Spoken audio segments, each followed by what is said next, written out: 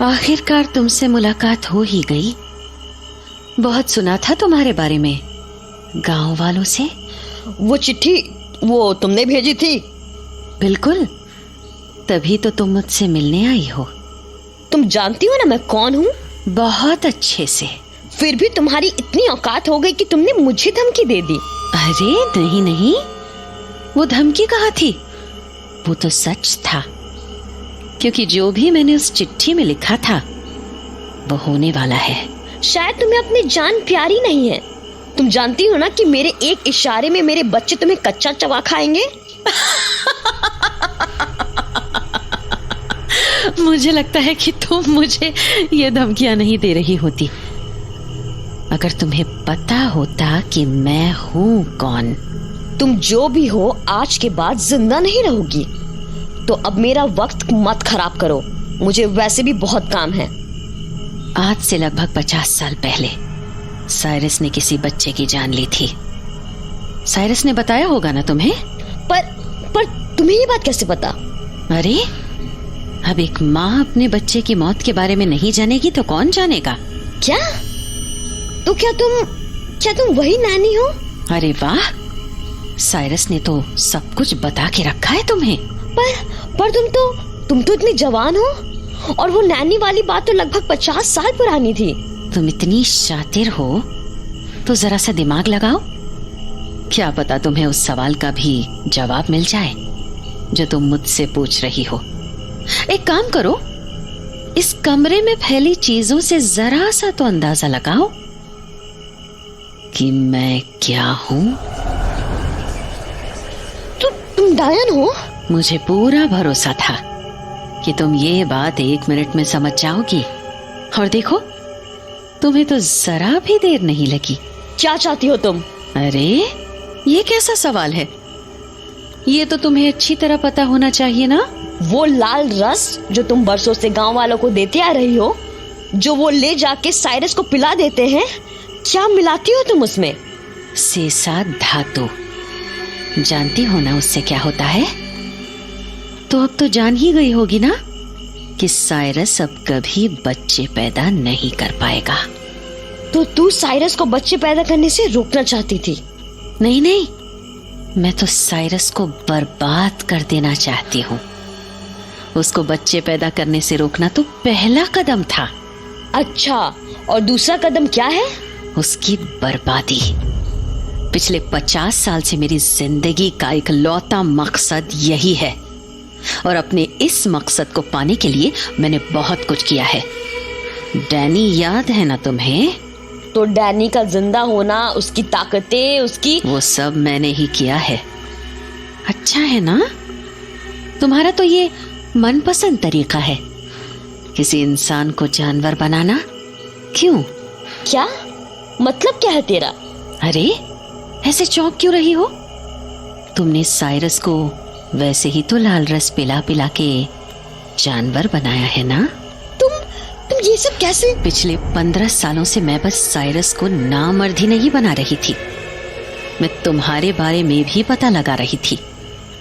और अब मुझे तुम्हारे बारे में सब कुछ पता चल चुका है।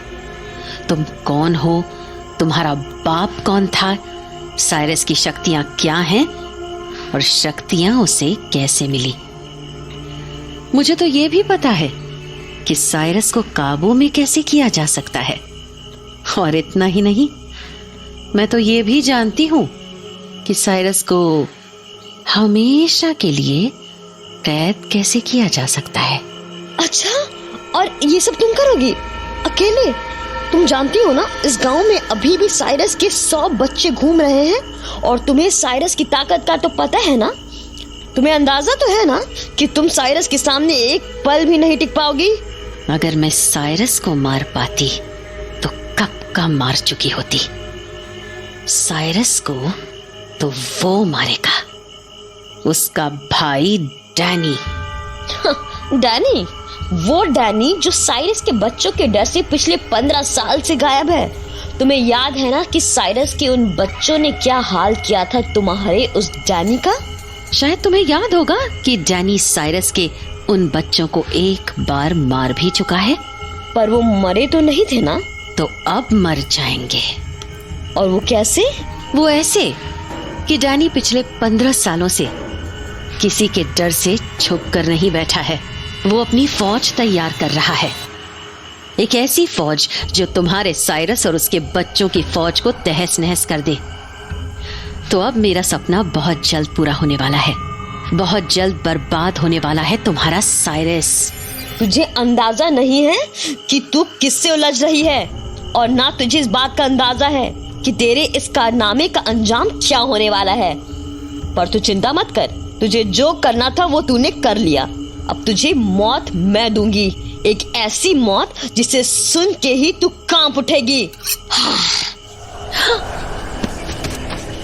बार बार ये क्यों भूल जाती हो कि भले ही तुम्हारा दिमाग कितना भी शैतानी हो, तुम हो तो बस एक आम इंसान ही।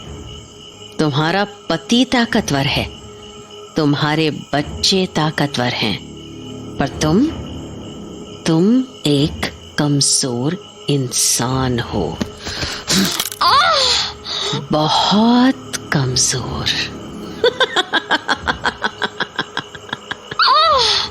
मैं चाहूं तो तुम्हें यहीं मार सकती हूं, अभी के अभी। पर उसमें क्या मजा आएगा जो मुझे अभी आ रहा है, तेरी आंखों में मौत का ये डर देखकर। और मैं चाहती हूं कि तेरी आंखों का ये डर तेरा साइरस भी देखे और समझे कि उसकी काली रात आने ही वाली है। जा यहां से और बता दे साइरस को कि आज की रात उसकी बर्बादी की रात है। बता दे उसे कि उसकी आखिरी रात है आज की रात। उसे बता दे कि उसका भाई डैनी डिकोस्टा लौट कर आने वाला है, अपनी फौज लेकर उसे बर्बाद करने के लिए। निकल जा यहां से, वरना लौटने लायक भी नहीं बचेगी तू। इतने सालों के बाद आज वो हुआ था जो पहले कभी नहीं हुआ। शायद जिंदगी में पहली बार आज साइरस की बीवी को डर लग रहा था, ऐसा डर जिसने उसके होश उड़ाकर रख दिए थे, ऐसा डर जिसने उसके टूटे हाथ का दर्द भी भुला दिया था, ऐसा डर कि घर पहुंचते ही वो खुद पर चीखने चिल्लाने लगी थी।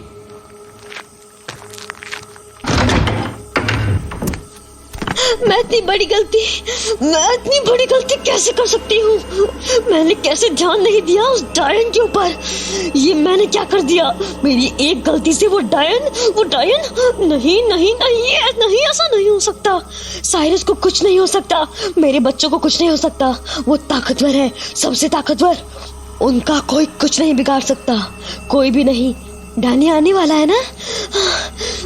ठीक है, आने दो उसे। मैं भी दिखाती हूँ उसे कि असली ताकत क्या होती है। लाने दो उसे अपनी फौज, फिर मैं बताती हूँ कि असली तबाही क्या होती है। भानु। मम्मी, क्या हुआ? ऐसे गुस्से में क्यों? भूरी ने कुछ किया क्या? हाँ बोलो। मेरी बात ध्यान से सुन। पूरे गांव में सारे बच्चों को इकट्ठा कर, ताकतवर बच्चे जो तेरी तरह हैं, और उनसे यहाँ आने को बोल। क्या? पर क्यों मम्मी? क्योंकि बहुत बड़ी लड़ाई होने वाली है भानु, जिसमें तबाही होगी, भयानक तबाही। और लड़ाई का एक ही रूल होता है, या तो तबाह हो जाओ या सब कुछ तबाह कर दो। तो अब तुम लोगों को सब कुछ तबाह करना है, समझ गए ना? और मम्मी, मेरे पास तुम्हारी बहस के लिए वक्त नहीं है भानु। बस जितना कह रही हूँ उतना मान और लग जा काम पे। जल्दी सबको इकट्ठा कर जा। ठीक है मम्मी। भानु सुन। हाँ? अपना कान इधर ला। हाँ।